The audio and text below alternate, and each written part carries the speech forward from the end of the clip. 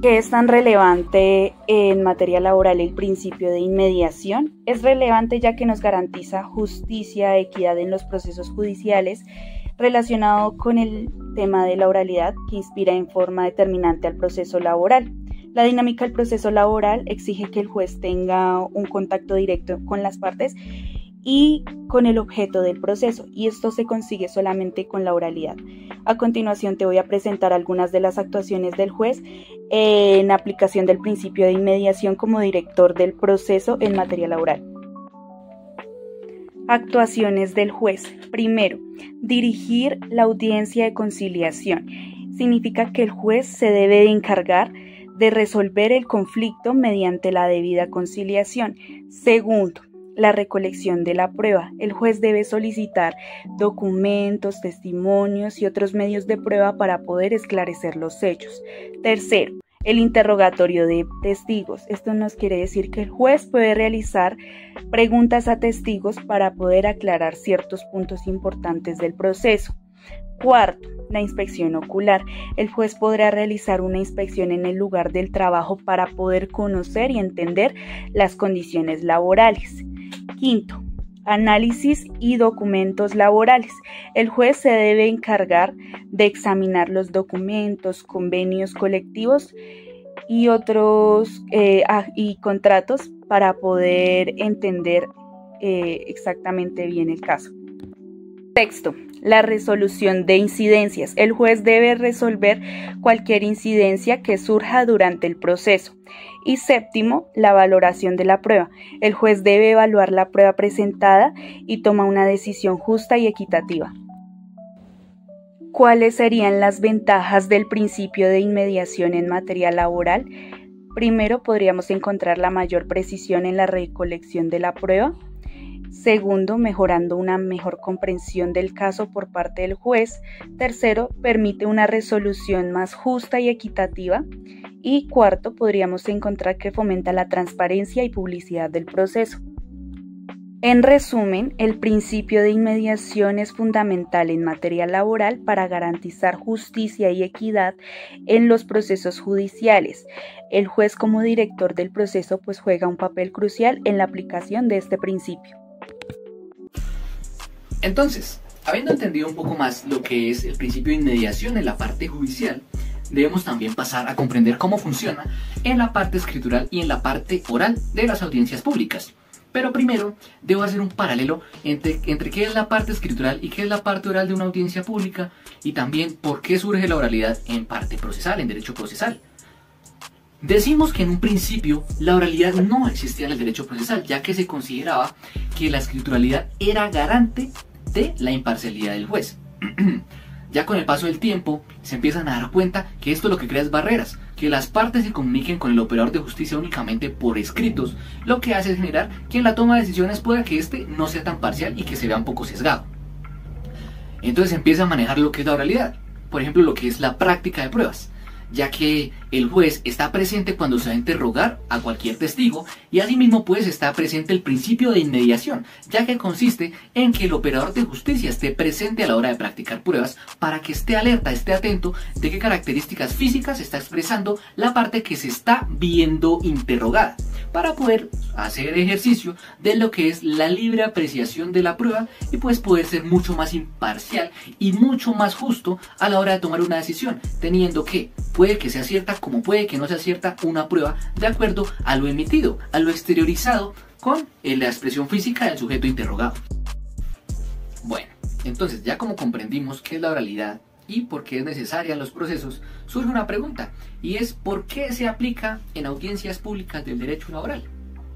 Debo mencionar y debo aclarar también que antes de que se aplicara la oralidad a los procesos ordinarios, a cualquier tipo de proceso, era más que todo inherente al procedimiento laboral, ya que pues era una de esas características que lo diferenciaban de los demás procedimientos del derecho. Pero ¿qué pasa? Que había un gran problema con esta oralidad, ya que parecía que fuese una oralidad pero ficticia, una oralidad de juguete.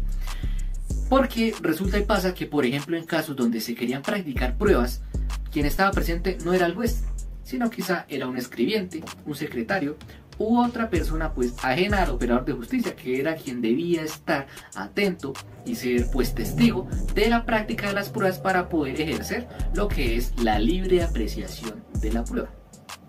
La oralidad es importante y es indispensable en un proceso, y también en un proceso laboral, obviamente, porque estamos hablando de esos en este caso, porque el juez va a poder también asegurar su decisión en la información recibida verbalmente en una audiencia pública.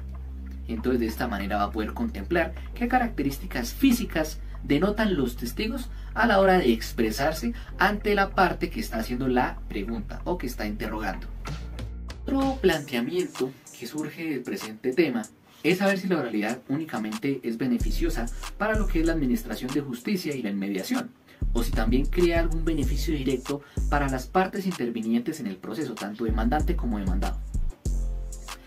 Es válido afirmar que la oralidad sí beneficia de manera directa tanto a demandante como a demandado, porque lo que hace es permitir una audiencia con igualdad de armas e igualdad de oportunidades, siendo que tanto A como B va a poder controvertir lo expresado por su contraparte. Entonces va a ser mucho más fácil lo que es tener fuerza en el derecho de acción del demandante como en el derecho de defensa del demandado. Hay un gran aporte a estos dos derechos que pueden entrar en conflicto. Bueno, que en realidad entran en conflicto y que con la oralidad pues tienen una facilidad.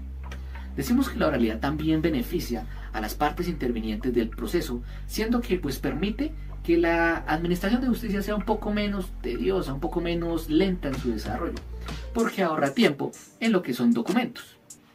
También crea otro beneficio, siendo que hay personas que pues se les dificulta un poco la situación de comprender documentos técnicos y mediante la oralidad pues pueden hacer una presentación verbal que les facilita mucho la circunstancia de tener que presentarse ante la administración de justicia. ¿De qué manera se relaciona la inmediación y la oralidad durante el proceso laboral? En la audiencia inicial, el juez va a ser quien tiene que llevar personalmente la conciliación previa, si es que el proceso lo amerita, porque hay procesos laborales que, pues como sabemos, no requieren de una conciliación. También recepcionará las pruebas y verá su pertinencia para el caso. En la audiencia de juzgamiento va a ser el juez quien realice personalmente todas las pruebas, todos los interrogatorios y demás, y también va a evaluar la credibilidad de las partes y de los testigos, cosa que pues no puede ser desarrollada si es la parte escritural de la audiencia. Aquí se ve reflejada la inmediación que debe tener el juez en la práctica y en la valoración de cada una de las pruebas requeridas. Ya que concluimos la parte de oralidad en las audiencias públicas, vamos a comenzar a hablar de lo que es la parte escritural en las audiencias públicas y si ésta tiene inmediación. Decimos que la parte escritural de las audiencias públicas es la que le da vida a la litis, es la que se refleja en demanda, contestación de la demanda, rechazo de la demanda, etc. Entonces la parte escritural de la demanda no tiene inmediación porque no está relacionada a su esencia. La escrituralidad, como ya anteriormente, da vida a la litis, mientras que la inmediación es el requisito de que los jueces estén presentes a la hora de practicar pruebas a los sujetos procesales. El principio de inmediación no se ve reflejado en la etapa escritural de las audiencias públicas en razón de que el juez no tiene un contacto directo como en la recepción de pruebas, es decir, las partes y el juez no tienen contacto directo cuando se presentan los documentos que le van a dar vida a la litis, como dígase demanda o contestación de la demanda. Únicamente el juez va a desarrollar sus funciones en la revisión minuciosa de estos documentos, es decir, que no tengan ningún tipo de error para que éste pueda darle continuidad al proceso mediante sus providencias. ¿Sabías que en Colombia los jueces tienen la libertad de decidir qué pruebas son más importantes en un caso?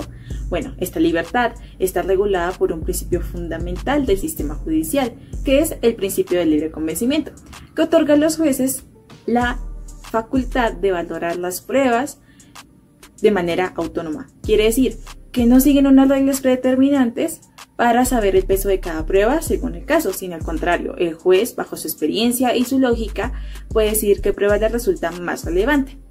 Y esto se encuentra regulado en el artículo 61 del Código Procesal del Trabajo y de la Seguridad Social, que nos dice lo siguiente: el juez no estará sujeto a la tarifa legal de pruebas y por lo tanto formará libremente su convencimiento inspirándose en los principios científicos que informan la crítica de la prueba y atendiendo a las circunstancias relevantes del pleito y a la conducta procesal, observada por las partes. Sin embargo, cuando la ley exija determinada solemnidad ab substantiam actus, no se podrá admitir su prueba por otro medio. En todo caso, en la parte emotiva de la sentencia, el juez indicará los hechos y las circunstancias que causaron su convencimiento. Para entender más sobre este principio vamos a poner un ejemplo. Imaginemos un caso laboral en el cual un trabajador va a demandar a su empleador por un despido injustificado. El empleador va a presentar un documento firmado que justifica ese despido, mientras que probablemente nuestro trabajador va a aportar testimonios de sus compañeros que contradicen esta versión. Entonces, ¿qué va a hacer el juez en este caso? El juez va a aplicar el principio del libre convencimiento. Y es que aplicando este principio, el juez no está obligado a darle más peso o relevancia a la prueba que aportó nuestro empleador, que era un documento firmado, y puede decidir darle más relevancia a los testimonios que aportó nuestro trabajador. Esto pues siempre y cuando esté fundamentado, esté motivado, ya que pues el principio de libre convencimiento también se basa en la sana crítica. Quiere decir que el juez, desde la lógica, la experiencia y respetando los principios del derecho, debe escoger qué prueba le resulta más importante y no escogerla de una manera arbitraria. Asimismo, el juez está obligado a motivar su decisión explicando el por qué escogió una prueba sobre otra. Esto respetando pues también el debido proceso y pues su decisión debe ser razonada, clara y comprensible. Entonces, en conclusión podemos decir que el principio de libre convencimiento prácticamente es una herramienta que los jueces pueden usar para tomar decisiones de una manera justa y equilibrada. A su vez, esta decisión está basada en una valoración racional de las pruebas, asegurando pues que los procesos sean más justos, transparentes y equitativos para todos. En el derecho procesal laboral existe un principio llamado ultra o extra petita, donde este le permite al juez, ya sea de primera o de única instancia, dar en su fallo una sentencia más allá de lo que el trabajador solicitó en cierta demanda. Extra petita. Esta es la facultad que le permite al juez concederle al trabajador lo que él no ha pedido, pero pues claramente este se encuentra demostrado que tiene este derecho. Se llama entonces así como algo extra o adicional a lo no pedido. Un ejemplo de esto es cuando un trabajador solicita que se le pague la prima de servicios, pero no solicita que se le pague el auxilio a las cesantías. Entonces, si el juez encuentra que ni la prima de servicios ni el auxilio a las cesantías le fue pagado al trabajador, él puede ordenarle el pago de los dos conceptos, aunque el trabajador solo hubiera pedido uno de ellos en su demanda. Los requisitos para que el juez decida extra petita. Estos se encuentran en la sala laboral de la Corte Suprema de Justicia según la sentencia SL 3614 del 2020, y el primero es que los hechos que originan la decisión hayan sido discutidos durante el proceso, y segundo es que los hechos estén debidamente acreditados. El proceso ejecutivo laboral. Principalmente este proceso sirve para cobrar una obligación contenida en un acta o documento a favor del acreedor. Este está contemplado en el Código de Procedimiento Laboral y en la Seguridad Social. El procedimiento del proceso ejecutivo laboral es el siguiente. Primero es la presentación de la demanda. Se notifica personalmente el auto que libra mandamiento de pago. El segundo es que se tienen 5 días para pagar o 10 días para poner las excepciones. El tercero es que se ordena el embargo y secuestro de los bienes. El cuarto es que después de las excepciones propuestas, el ejecutante tiene 10 días para pronunciarse. Y quinto, el juez fija la fecha para el decreto y practicar las pruebas. Y por último, se presentan los alegatos y a los 3 días subsiguientes se debe hacer la liquidación de las costas. En el proceso sumario de disolución y liquidación sindical, este proceso se da cuando por alguna de las causales establecidas en el Código Laboral, el sindicato ya no cuenta con todos los requisitos para seguir conformado. Estos se encuentran establecidos en el artículo 52 y 401 del Código Sustantivo del Trabajo. Las causales para este proceso son las siguientes. Es por incumplimiento de cualquiera de los estatutos establecidos dentro de la ley, también por acuerdo de las 2/3 partes de los miembros de la organización acreditada. El siguiente es que también se puede dar por sentencia, también por tener menos de 25 miembros. El procedimiento de este proceso es el siguiente. El primero es que se debe dar la solicitud al Ministerio del Trabajo. Después el juez corre traslado al día siguiente y se notificará personalmente cuando es imposible dentro de los 5 días. Entonces se envía una comunicación escrita al domicilio de la organización sindical, y si pasados los 5 días no se logra hacer una notificación personal, se debe comunicar por medio de un edicto en un lugar público. A partir de que se dé la notificación, se dan 5 días para contestar la demanda y presentar las respectivas pruebas.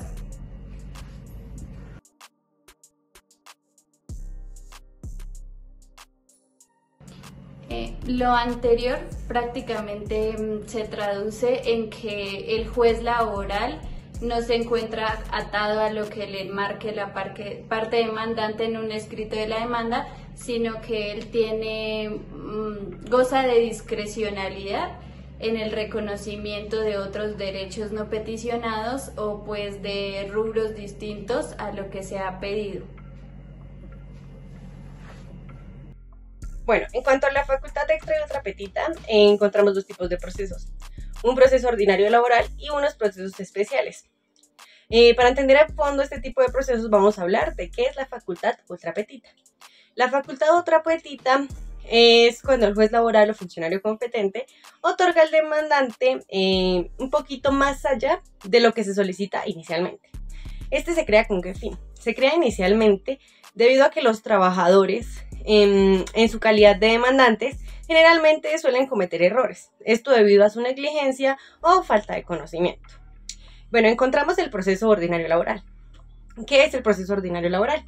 Este es un proceso declarativo, el cual busca que el juez como tal declare la existencia de un derecho.